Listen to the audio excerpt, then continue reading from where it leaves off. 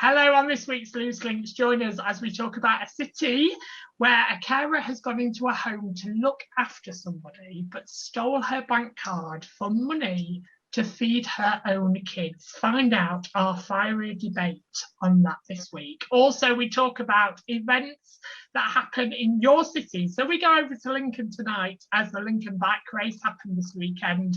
But are we just moaners when an event happens in our city that we can't get around the city, or do we embrace it?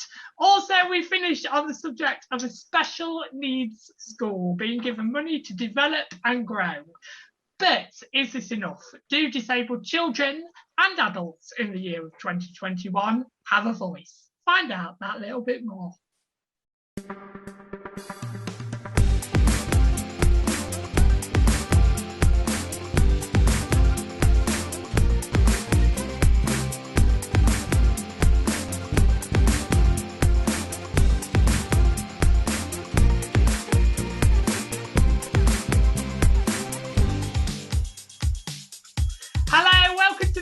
Loose Links. Joining me on the hot seat, Nicholas James, is Georgina Croshaw. Good evening. Claire Browning May. Good evening. I'm Rachel Penny.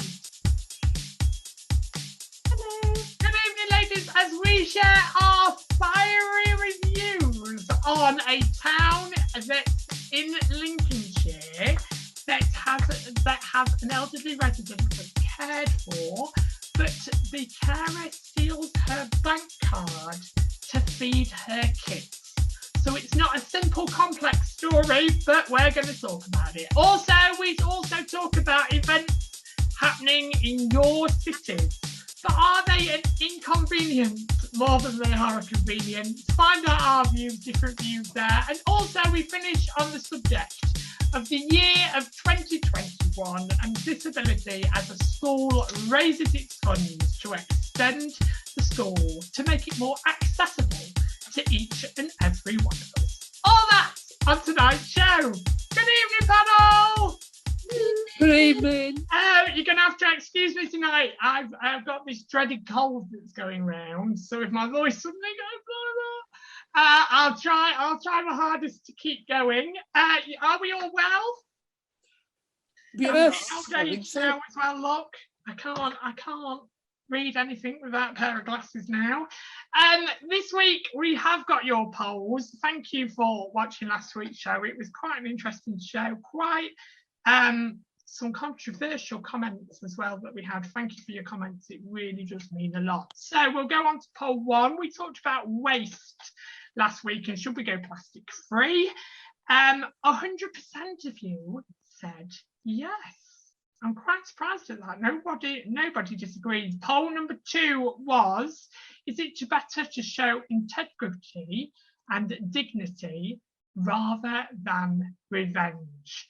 90% of you said yes, 10% of you said no. So 10% of you out there love a bit of revenge. And also, the last poll, love and forgiveness go hand in hand. To forgive is to love. Being yourself, staying true to yourself, is that a sin to be forgiven? 100% of you said no. That makes me a very happy man. Thank you very much. Thank you for joining the polls. Remember, it's your show as well as ours. Good evening, panel. We've got quite a bit to talk about this evening. So let's crack on. Claire, first of all, can I just say welcome back? It's been a couple of weeks since we've seen you. Hello. And you usually here every week. So it's been, yes, it's I been had a quite break. weird. Not having you. Break. Really good. Good to have you back. So, a Mablethorpe care worker who stole more than £9,000 from the bank accounts of 2 elderly clients have been given a suspended jail sentence. I'm not going to name them, but was working as a carer to feed her 2 children and was previously a victim of an abusive relationship, which left her with no money. Many of the items bought on the card were sold to get food for her children. So this is quite a controversial debate here, guys. But Rachel, let's come over to you first. Do you think it's another example of that where in society we're just not getting paid enough to cover living? Well, there's different standards of living for one thing, but £9,000 is a lot of grocery items, and over, I don't know how long it took for her to steal that, but theft is theft in my point of view, my opinion. I don't believe that the actual wage that this person got had any reflection really to the point of committing theft, because I'd have to be, well, I wouldn't do it. It doesn't matter how desperate I was. I'd get help from somewhere, or I'd, as my mother used to always say, cut my coat according to my cloth. As she always used to say that. So you can live cheaper, but I don't know I do not know this person's life. I can't judge on somebody else's life. It's difficult. All I can say is that theft is wrong. These two people were very vulnerable. Should never have stolen that money from anybody. But I think you say about the living wage and the wage that realistically we get to live on is not enough. And if this person was on her own with two children, it must have been a desperate situation for her. But 9,000 is a lot of money. And I think, I don't think that there should have been a suspended, did you say a suspended sentence, or? Yeah, suspended jail sentence. Well, I do agree with that, because the children, there's children involved, but there has to be punishment, because otherwise it's free for all. But what's the answer, Rachel? And I'm not saying at all, I'm not condemning theft, and I'm not condemning taking money that somebody's well earned and spent years of saving, but something's clearly, we keep seeing story after stories like this in the news nearly every week of people, and to me it wasn't, she didn't set out to commit a crime. She didn't set out to, like some people do, set out that if you're gonna rob a bank, you're setting out to commit a crime. If you're going to assault somebody in the street, you're setting out to commit a crime. She was doing it on survival. She was doing it on, and I know, let's go away from the £9,000, because I think she took the mick a little bit. There's survival and then there's greed. But I just think, what is the answer? What if you are in that desperate need and you've got two children at home and you've got no money? Surely something needs to change. Yes, but there are ways and means. I've got a friend who runs the larder, community larder, and there are the places like that where you can get food from, but you don't steal money from people who are vulnerable and probably wouldn't know until somebody flagged it up. That's probably why it got such a lot of money, got to the extreme that it did, that it was noticed. If it was lower amounts or lower figure, that's when it probably wasn't noticed. But it's easy to steal from the vulnerable, because you depend on them possibly not moving out of one room, so it doesn't matter what they're doing in the back room, or their memory, or because they are living on their own, they haven't got anybody else to support them. There's nobody else around, and that in itself is a crime. It's I find it desperately sad for somebody to have to be in that position to do that, but there is help out there. Yeah. Luckily, I haven't had to have it, but I know people who give this help. I know a lot of people who give this help, and I've seen it in action. I've seen these people take the help from the people like the larder, and there's quite a few community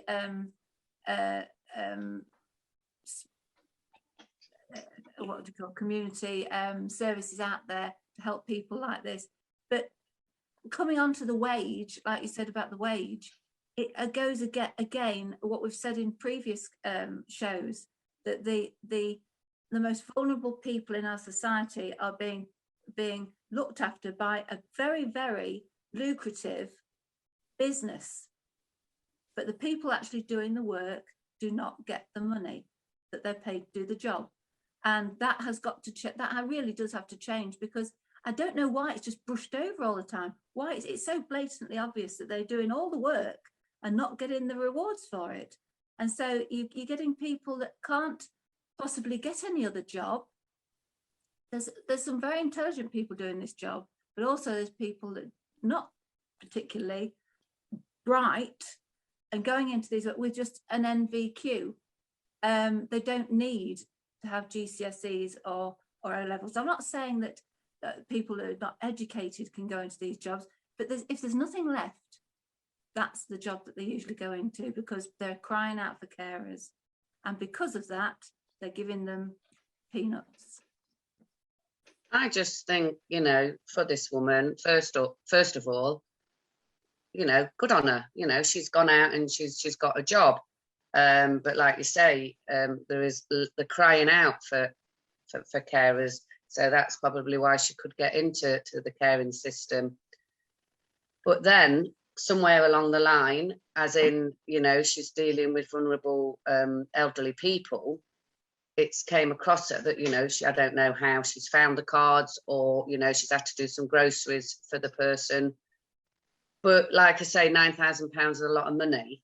So she's not just done it the once, and again, like you say, it becomes an easy thing to do. And, she's stole, I don't know, £50 and what have you, and she's managed to buy food for her children. But again, like what you said, Rachel, there are charities out there, and I know it's being proud, to hold your hands up and say, I need help. I've not needed that, so I can't really feel for her, but she's going to get caught eventually. So then what's going to happen? Luckily she hasn't gone to prison. They've given her a suspended sentence, but now she's got, it'll go on a record or whatever. So when she's got no job, she's going to have no job because she's going to get fired because she's stolen. I know it's a vicious circle, but there's no pride in that, though, is there? There's no pride in. No, not at all. But she had a job, and if she really needed the money that bad, then again, I'm saying it because I've never been there, but she needed help. And, to say you need help from a food bank, because you can get lots of things to help you and your family through. Do you think it's to do with pride, though, Claire, as well? Do you think it will be to do with pride, but at the end of the day, where's her pride now that her name is probably all over the papers? And I don't know how old her children are. They could be teenagers, and how are they going to feel now, knowing that their mum has been caught from stealing from their job? And what example does that give to them? Like I say, we're surmising, we don't know the full story, and this is my opinion. But again, like what Rachel said, you go in on the wages. These care places get loads of money, and where does it go? It's not going to the people that are actually doing the work, which I think is a real bad shame. Well, I'm going to play the devil's advocate. I feel that she has committed a crime, and I think she should pay for it. She's getting off so lightly. From what I understand, she's not even having to pay the money back. So in my book, she's got away with it. Or she'll probably never get another job in her life again. But you just don't do it. And if I was if I was desperate, I've always believed that if you've got a job, you can get another job. It's when you're out of work that it's so difficult to start off with.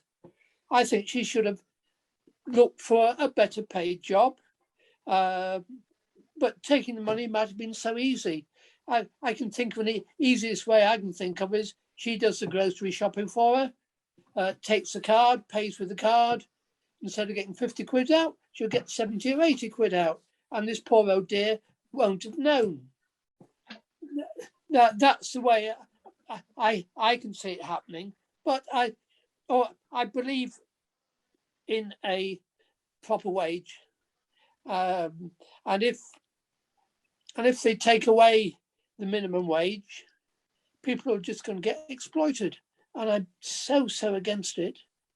Hold on, Georgina, we're rushing into the second question here. But let me just go on to that fact of what you said there, and I completely agree with you. If you do a crime, you should be punished. I do agree with that. But in this year's society, there's so much more pressure on single parents.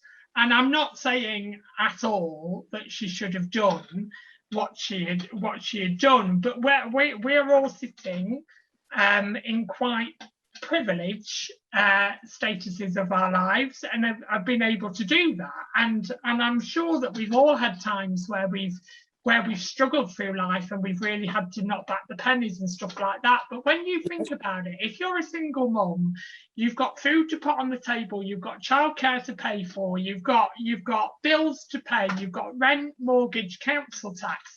It all adds up. Now, I'm not saying at all the answer is let's go out and steal some money, but nobody in politics or higher or anything like that is giving us a better answer. Nobody is saying this is the way forward, this is the way we are out of it. And it feels like people are just sat at the top writing documents, signing them off, this is how much you're entitled to, without actually going into the community and seeing those people. And I think that's where we're failing. I think sorry, Georgina, I think they need, because even in this day and age, a lot of people can't cook, and they can't budget. So, there should be people out there who can help, to show them how to cook, to budget, because, you can cook lovely meals on a budget. Going to get a takeaway is a treat, but if people can't cook, then that's probably what they're spending their money on, and budgeting. They then go into loan sharks, and then instead of, they're getting £500, but then they're paying like, I don't know, £2,000 back.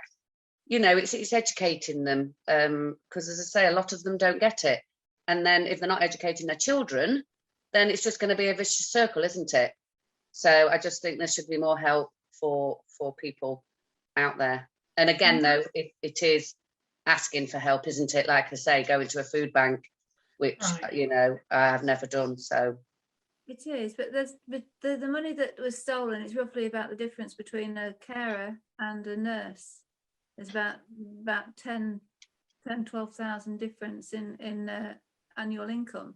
But you see, it doesn't give us a time frame though, Rachel. It's not saying that this £9,000 was taken. No, I'm not saying that, but what I'm saying is a nurse who does a job like that, okay, she's been to university, the nursing staff has been to university and they've got degrees, they've worked hard for it. A carer doesn't have the same education, no, but they spend hours and hours. You don't get paid for traveling time when you're a carer, usually you don't. So you could be out on the road for a long time looking after these vulnerable people. You just don't get paid for the job that you do. And it can be a very good job if you've got the right company that you work for. It can be an absolute fantastic job to be looked after, but it's the vulnerable, and also you as a carer are vulnerable too, because you go into a house with one person who's probably got a slight dementia. You lay yourself open to accusations as well. So there's two sides to the coin, but definitely don't condone theft. It's just not. Georgina, do you believe your minimum wage should go and everyone should go on a living wage? Do you think this is now categorising poor from rich all over again? It's exploitation. You've got to have a minimum living wage. You can't do any other. I mean, they are now talking about putting up the interest rates. So what's going to happen to those people who bought the houses when it was either 0% or even less interest? They're going to put them out of work. The government know this. Well, when Maggie Thatcher was in, I'm not going to rant and rave, but she worked out that if you can buy a council house and you can afford it, it's one way of stopping you going on strike. But getting back to this, yes, I think that there should always be a minimum living wage, and it's got to be of such an amount that this should of what we're talking about should never happen. I agree with you, because in the last month or so we've been told that gas and electric's going up, isn't it? It's going up dramatically, and the thing that worries me is that, again, people that are working out there to keep people alive and to keep people going, really. Care is not a 9-to-5 job. You don't have your weekends, you don't have Christmas Day, you don't have Easter Day, you don't have Mother's Day, you've got to work. And the thing is, what scares me is I feel like the more expenses are being put up in any kind of work, everybody's burnt out at the moment, because we haven't worked like we've worked for 2 years, and now we're back in offices again, we're back in working, we're back in earning, we're back to every day, back to sending the kids to school. Kids' activity clubs have opened all over again, and life has become really difficult. And I don't think we've been guided very well out of this. And then as soon as we seem to be hitting a new kind of normal, let's raise funds up. Let's make people go out and work even more. I just think, where's the consideration for people? It's just not there anymore, is it? We don't exist. We're just a number. And it's got to change. It can't last like this forever. What do you think, Claire? Do you agree? Yeah, like I say, it's right. You know, we've not had, well, a lot of people haven't been working. So, you know, struggling to put food on the table and pay their wages. And now sort of society is getting back into a normal sort of routine.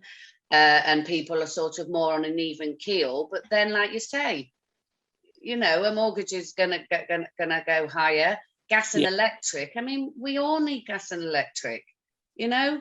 And I've always been, if I'm a cold person, so if, you know, if I'm cold, I'll turn the heating up. But no, I won't be able to. I'll just grab another blanket or a water bottle, because it scares me how much, you know, it's going to be. You know, again, I'm a single parent with 2 children, but I work as well. But, you know, I've still got all those bills to pay. And if those gas and electric bills are going higher, my mortgage is going higher, then, you know, I've got to budget. You know, I've got to then think, right, what's got to give? And I don't do a lot of things because I'm working, and then I take the kids here, there and everywhere. So it's quite a frightening time. It is. We don't have to be a fortune teller to be sat in your living room last year and through the pandemic to think that we're going to come out of this scot-free. You know, everything was going to go up. Where did all the furlough come from? Where did all the it has to come from somewhere.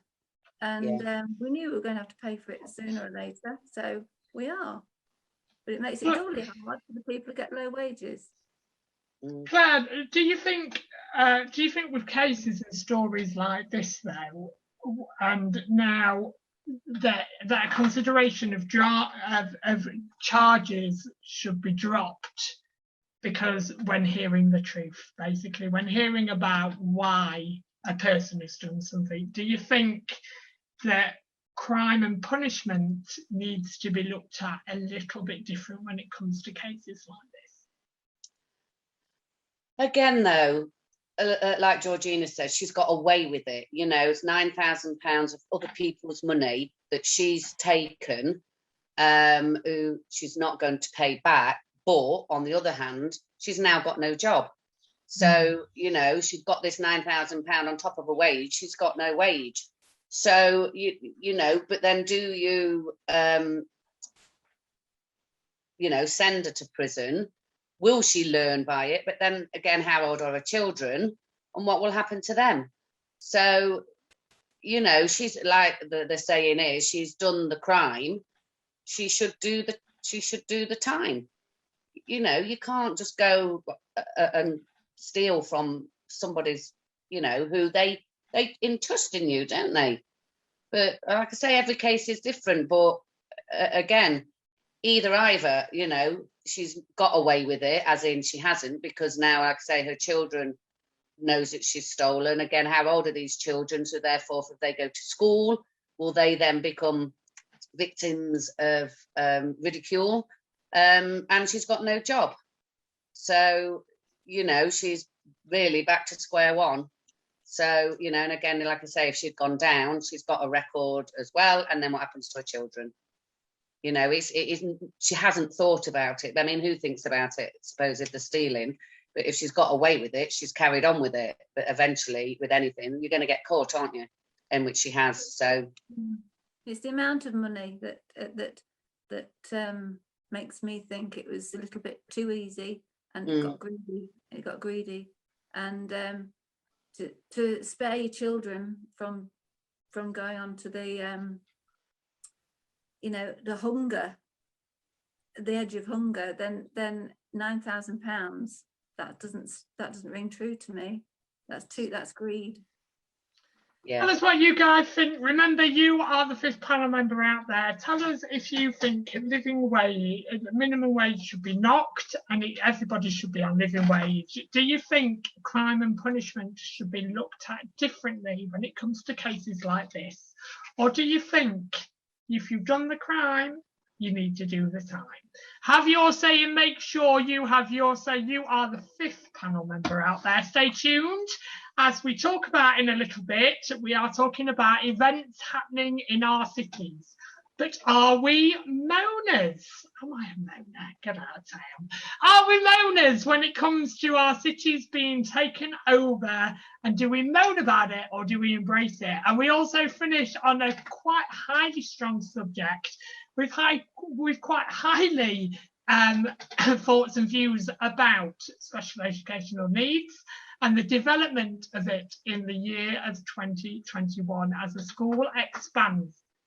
But do we feel there is a voice for everybody that is disabled in the year of 2021, or have we still got a hell of a long way to go? Is it going to be 2050 by the time we actually get there? Find out what we think. But there's a new special part to the show, ladies and gents, that you know nothing about, and it's called the loose personal news.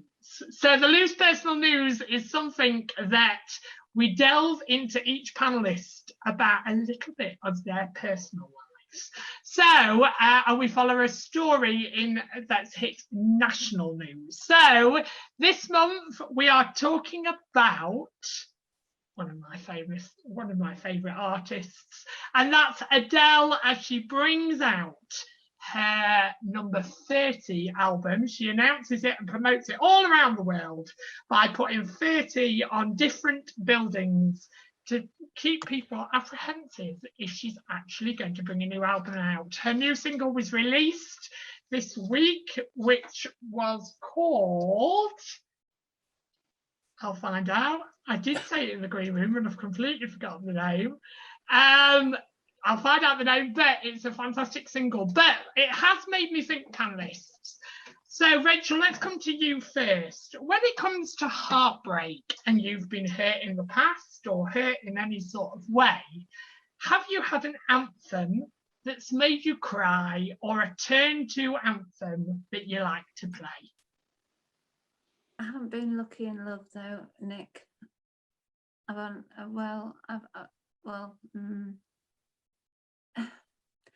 The only time I've really cried as a song wasn't about love. It was about I don't know what it was about. I think it's just because I knew the words to the actual lyrics to the song. But I was coming through Lincoln. I came to the traffic lights, and Eternal Flame came on by the Bangles. I just burst into tears. I must have had a low moment, but yes. This one.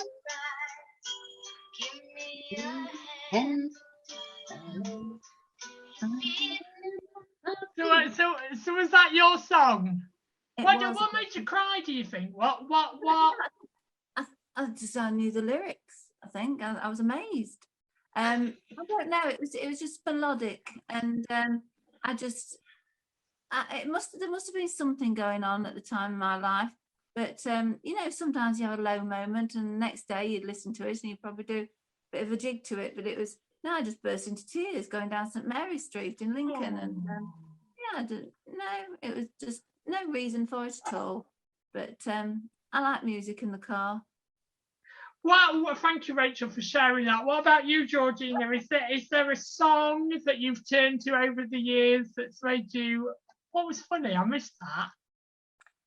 Well, he said thank you for sharing it with me, but I just thought to myself, well, it's a rather pathetic bit of not your comment, but a pathetic bit of memory that was of mine, wasn't it? Really, it wasn't really worth sharing with you. Well, thanks for sharing. Anyway, moving on, Georgina. Have you had a go-to anthem over the years where you felt a little bit sad and actually it's connected with you? Well, it still is.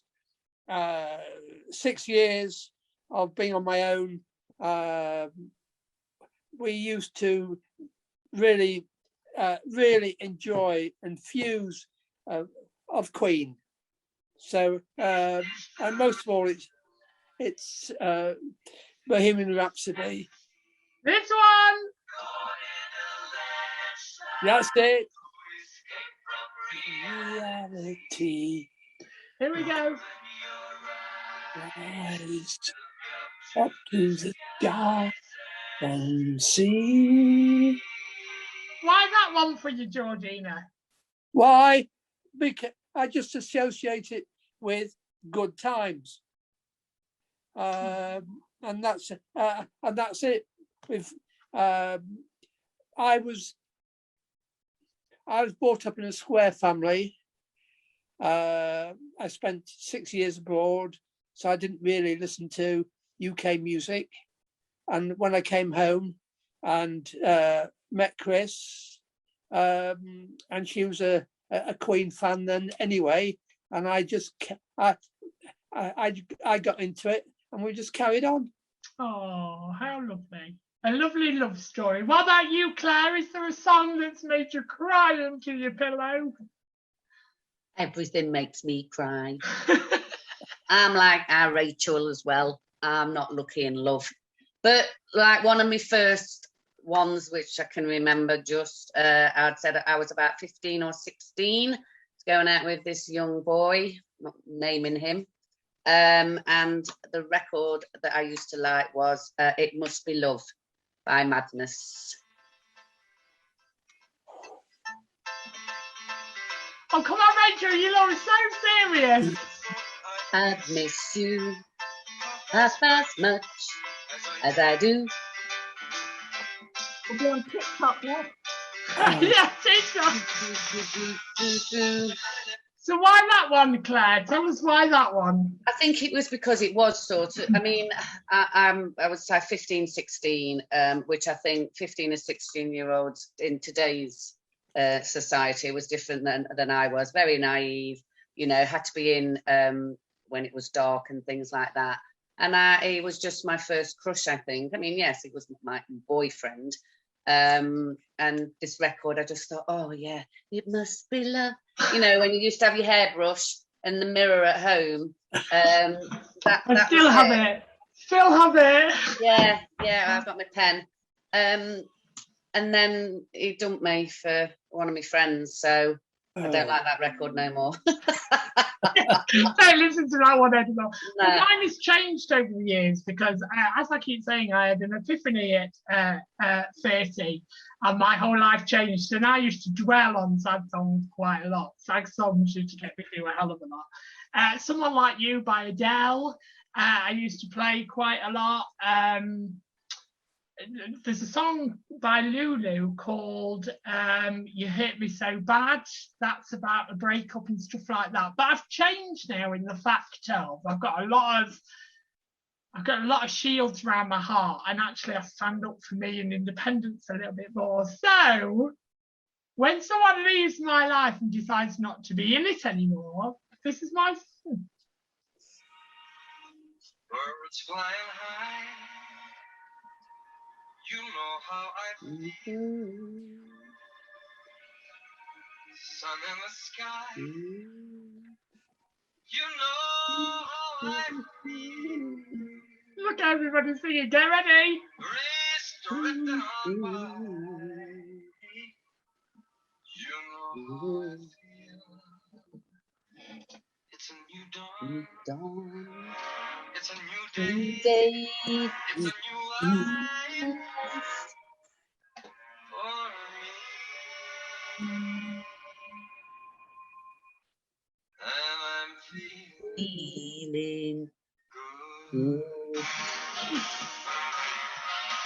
That is so my song. I don't dwell anymore. I just think if you don't want to be in my life, off you go. See you later. Toodle bye, toodle pick, toodle bye.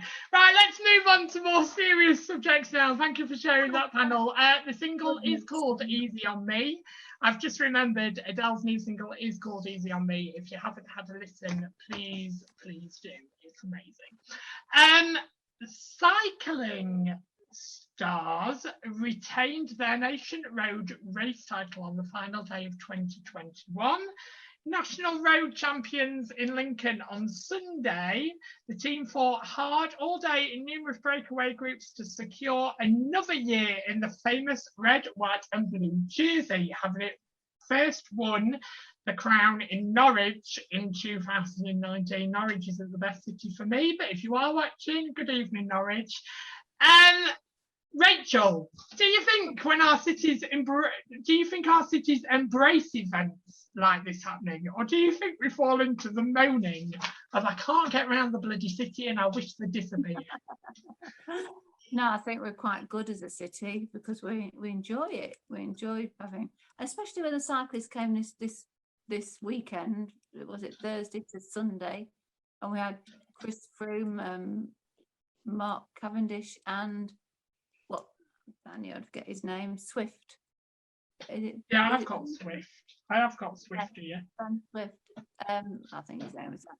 But there's three of them, three of the top cyclists.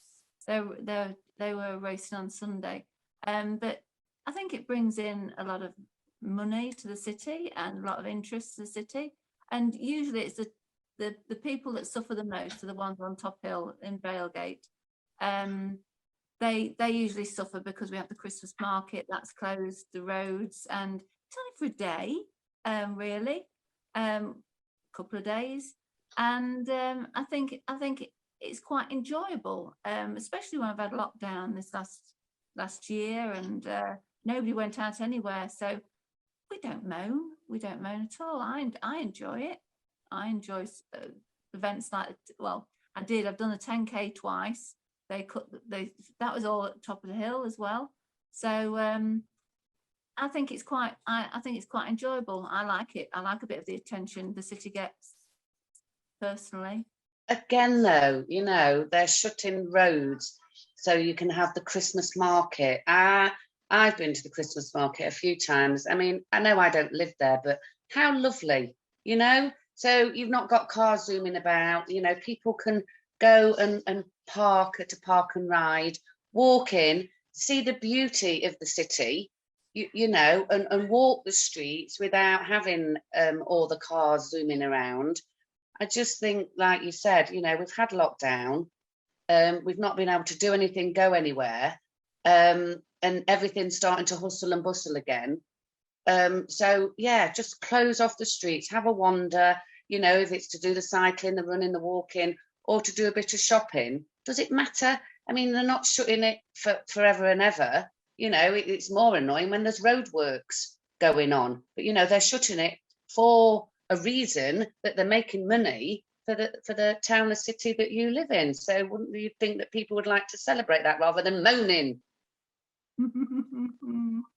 Yes, I agree with you. It's I haven't seen the Lincoln one, but I've seen the Yorkshire cycle race, and they only shut off roads for a day. I think we can all manage that. And like Lincoln, it would have brought in out of town people. And if they come in, they want feeding, they'll go shopping. So what better? No, I'm all for it. Oh, see, I'm the Grinch of the family then, because I hate it. Well, we know that. I absolutely can't stand it. I just think, let's talk about Lincoln Christmas Market. I just bringing up that Christmas word again, and I hate it. But I just think uphill here is so small. It's not a very big place uphill. It's quite condensed. Take it to the town centre. You're near the bus station, you're near the train station, you're at the centre of the shops, you can space out a little bit more. We did the Christmas market every year uphill, and you walk around like sardines. You can't get to any stall, you can't look at anything, you can't get anywhere because you're just walking around like sardines. If it was in a big open space, even the showground, people would be able to walk around, go to stalls, buy stuff, taste stuff. I bet actually market stalls don't have a lot of profit from things like the Christmas market because people can't bloody get near them to buy anything. But you haven't got that ambience of Christmas. Ambience, walking up those beautiful streets, taking in the views, the history. Let's just go to the showground. Yeah, let's have the showground. Let's have the market stall on there. Now, come on, Nick. There's your ambience of Christmas and ambience. You like that, don't you? Eh? I love that. What is it? Ambience. Ambience. Yeah, there'd been none. At all. Exactly, Georgina. There'd be nothing. We'd just be in a field with stalls. It's like going around market. You know, our boot sale. Them ones, yeah.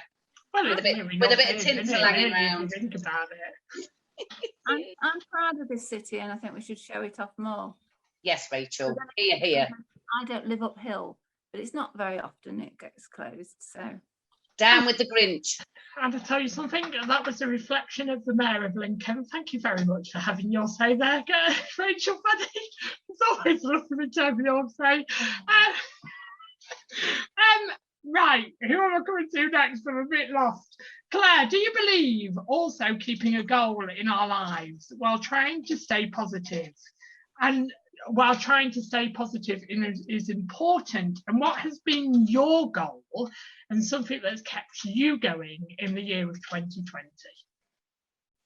20 or 21? 2020. Well, still it's the same. And then that was just my daughter's bedroom that just needs doing, and that just has just kept me going because I just thought if it doesn't get done, then I'm just gonna. Has it gave you a focus? Has it gave you something to keep going with? And again, it's taken me years because I've had to save. You know, you can't just literally pull out money from nowhere, and I'm no good at DIY things. I'm literally gutting the whole room. So DIY for me is don't do it yourself. Exactly. Oh, that's me. So, you know, today the work commenced. And that wasn't 2020, that's 2021. No, but that was my aim. It's taken me years, Nick, and I mean years. Oh, I see, I've got you. You see, and that was my aim, my goal was to get this room. And yeah, in 2020 it didn't get done. And yes, I was still working, but there's still things to buy. You know what I mean? And it was just, for me, my goal was this room, and it's happening. in 2021. Well, what about you, Georgina? Did you have a focus through 2020 that kept you going? Besides my normal spiritual circles and booking holidays and going on them, everything was just normal. If you're on your own and you don't isolate particularly, you more or less, nothing's really changed. I've been down to London. I've been down to South Coast, all in 2020. But besides that, all I wanted to do was to become a master at Reiki. I've achieved that, and I just want to keep going down this line of spirituality, improving my tarot, giving readings. But my main thing is healing. I do quite a lot of that. I love it.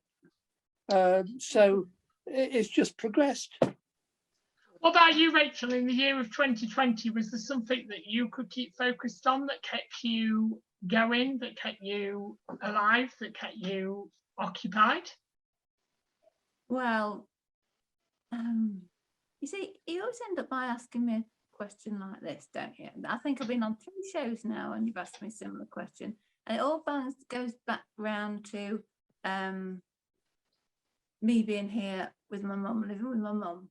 And it split into 2, 2020 was. My friend, I came here to live with my mum, as I said before, because she had Alzheimer's. And my friend, whose husband was a paramedic, she was having chemo at the time when it became lockdown. So she came to live with me to isolate here because her husband was working with with COVID potentially, and it could have brought it back and it could have harmed her. So she came to live with me. So first half of the year, I had her with me, and it was quite a novelty. It was quite a nice atmosphere. There was 3 of us. She helped me with my mum, and then she went back home, and I was on my own here. And then it gradually started to get better. My brother used to come at weekends to help, but he couldn't do too much with mum because he was still working.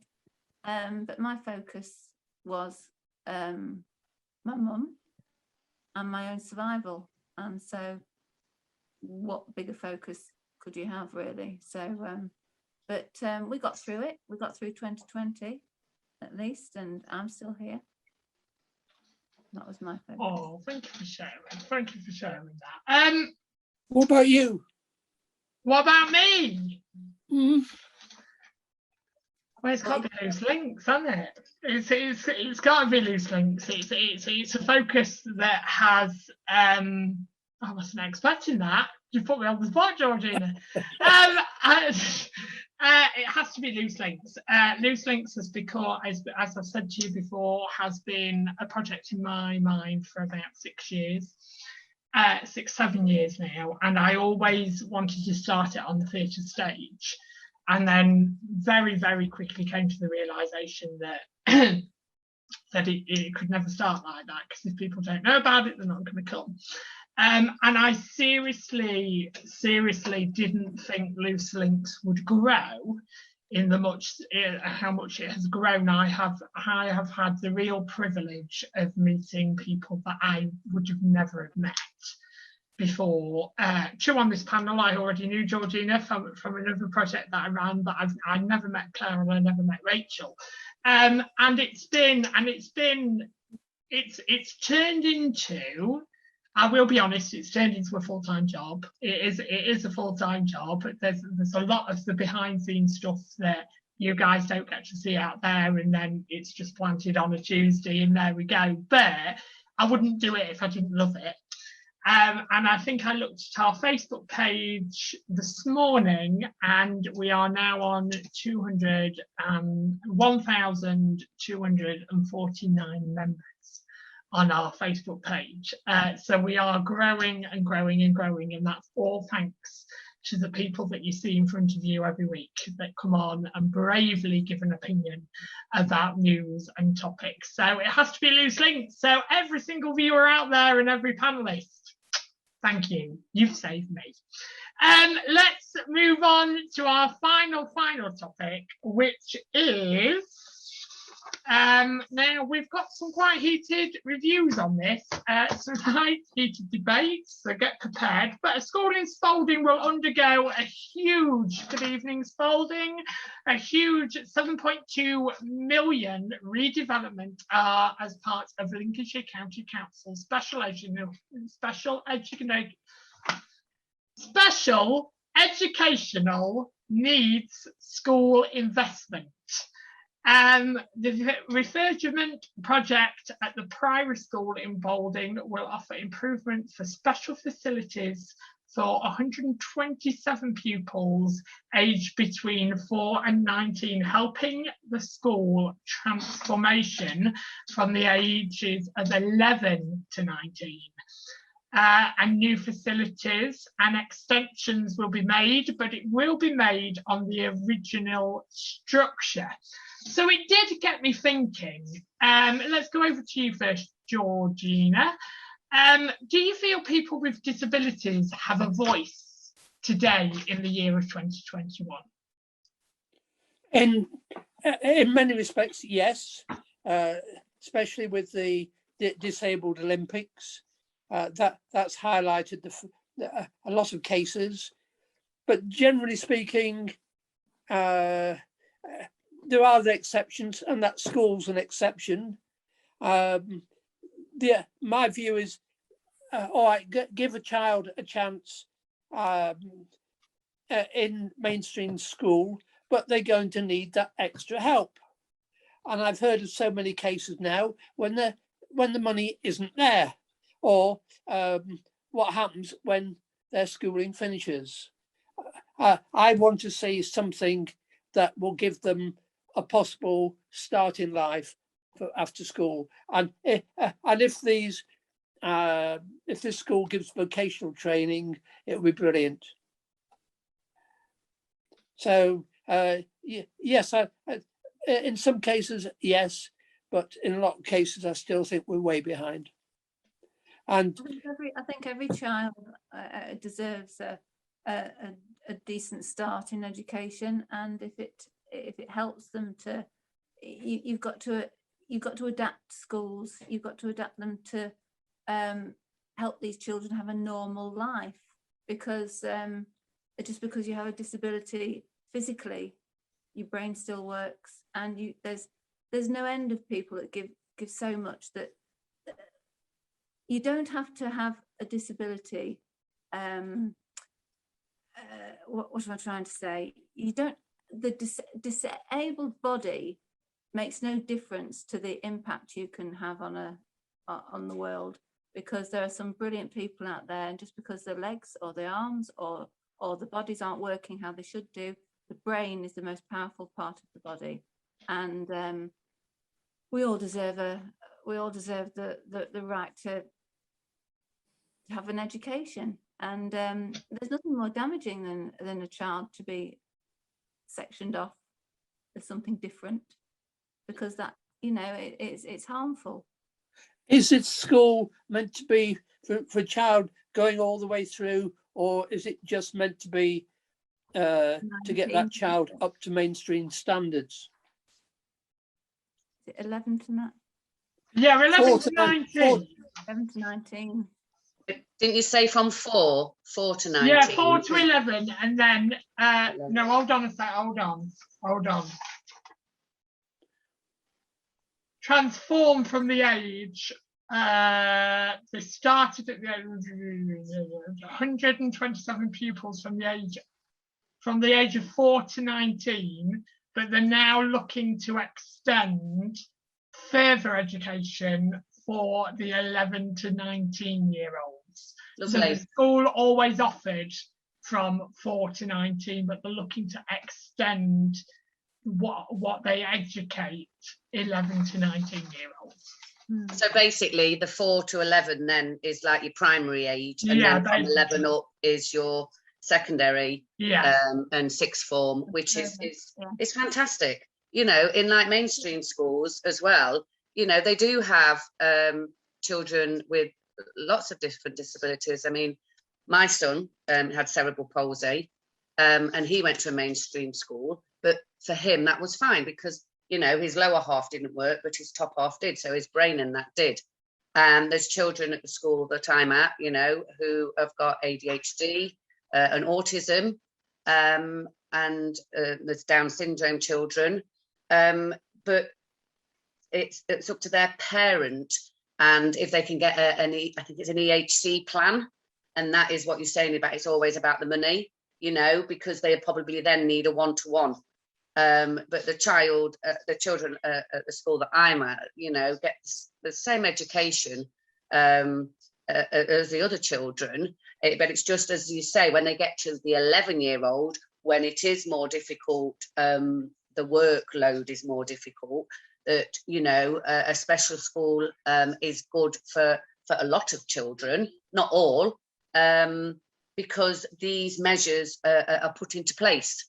You know, so especially if they're going to adapt different things from 11 to 19, and hopefully when they reach 19, then, you know, they can achieve, you know, wider things, you know, get a job, you know, go out in the community and feel inclusive, you know, because that's what it's all about. It's being inclusive in a world that can, you know, sometimes just forget about these people, and, you know, it's not nice. So I just think, you know, that money is lovely. And it's not about, personally, I don't think about it as being about separating, because as a parent, you do have, say you have a choice, not always your choice is listened to, but, you know, if you want your child to go to a mainstream school, as long as they can get, you know, the EHD to have a one-to-one, then that's great. But some parents don't want their children in a mainstream school, and that's mainly because there's the class, you know, the class ratio, you know, 30 in a class, whereas, you know, in a special school you may only have 6, but there may be like 2 or 3 teachers in this class. And I think that's what it more is. It's more about the time given to each individual. How would you feel, Claire, if sorry, Rachel, I will come back to you in a second, but my dream, and it is going to take away the third question, but my dream, if I was to ever open a school, I would open the school for special educational needs and mainstream. I would have them both in one building. But what could be shared, playtime, lunchtime, free time, all of that, to share it together than to share it apart. Because I feel like it's all right putting, and I've worked in schools, it's all right putting disabled children in a special educational needs school, and I get that. I get why we have to do that. There's a lot of underlying conditions that go along with it, but then we still have the stigma of, and I swear you must have had it as some with a child, Claire, that an innocent little boy will go, why is that boy in a pushchair? Why is that? And actually, I wonder if that would disappear if children just saw it every day like the normal. Do you know what I mean? This is normal. This is what life is like. People are different. Do you think something like that could work? Again, like you've just said, everybody's different, and, you know, you've got different types of disabilities, and like people with autism, there's lots of types of autism, so, you know, but a lot of that is sensory and sounds and classrooms that with too many people in. So, you know, children may not work in a mainstream school, whereas, you know, a special school, it's better for them because of the classroom sizes. So I totally understand what you're saying, and that would be great, but it's getting that everything. It's the mindset of of the mainstream children as it is for the disability children, you know, because would they want to be mixing? You know, it's just everybody's different, and it's a difficult one for me. It's mainstream kind of like you'd probably term mainstream as normal. Yeah. And special school for disabled, all different types of disabilities. Surely a school that caters for disabilities of all ranges would make these children feel normal in that environment. They wouldn't be having to merge with able-bodied children and feel different. But as Nick was saying, playtime and integration, that still have to be something that would have to be thought about. But I can see how a school like this would work, because they would feel normal, they'd feel at home, they'd feel comfortable, possibly, would they? I don't know. Like I said, there's that many different, you know, of disabilities, of ADHD and autism. Like I said, there's lots of different disabilities out there, you know, so it would really have to be thought about. But it would be great to see. Bullying's still a big thing out there, though, Claire, within education. Is bullying still? Oh, gosh, yes. You can have ginger hair and you get bullied. Do you know what I mean? So to be in a wheelchair or have a limb missing, you know, it's you've got to deal with that. And like what Georgina said, the Paralympics has been an absolute eye-opener to a lot of able-bodied people, because, you know, just because people have got no limbs, lower limbs, you know, or any limbs, you know, they set their mind to it and they can achieve that. You know, so I just think everybody's different, and it's adapting your mindset to other people's feelings. Do you think bullying's there, though, Claire, because people just don't understand still? Do you think it's easier to bully than it is to educate or understand? Totally. It's easier to bully, isn't it, than to try and understand other people. But, you know, like a disability, anybody could be disabled within like that, you know, from having a stroke or something happening to having a car accident and losing your legs. You know what I mean? So, again, it just goes to the saying, you know, if you can't say anything nice, don't say nothing at all, because, you know, you've just got to look at somebody and just give them the appreciation that, you know, we're all here for the same thing. You know, we've all got a life and we're trying to make the best of it, no matter what we've got or what we haven't. Do you think being separate, it's good for socialising?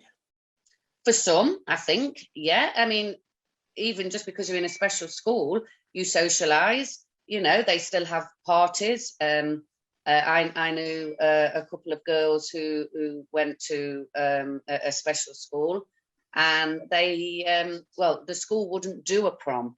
It was the parents that did them a prom, and it was fantastic. The photos and everything was absolutely amazing. And I just think it's, you know, having the mindset that, you know, just because they can't do this or that doesn't mean that they don't want to do it. You know, it's just putting the right things forward so that, you know, that they can be included and that they can have a normal life like everybody else. Same opportunities as anyone else. Opportunities, Rachel. Definitely. Unfortunately, ladies, that brings us to the end of this week's Loose Links. Thank you for making us your entertainment for Tuesday night. Will you thank my panel, a prison officer that I would never like to see if I was arrested, and that's Georgina Croshaw. Thank you. The person that will always take an apple to the teacher, that's Claire Browning-May. And some people call her the local bike. I wouldn't, but that's Rachel Penny. Blimey, bye. Join us next week where we've got loads more topics, a brand new panel, And we've got a few guests coming up in the next couple of weeks, so make sure you stay in tune because we've got people coming on talking about their lives. It's been amazing. Thank you for joining us, and we'll see you same time, same place next week. Remember to keep riding. See you next week. Bye-bye. Bye.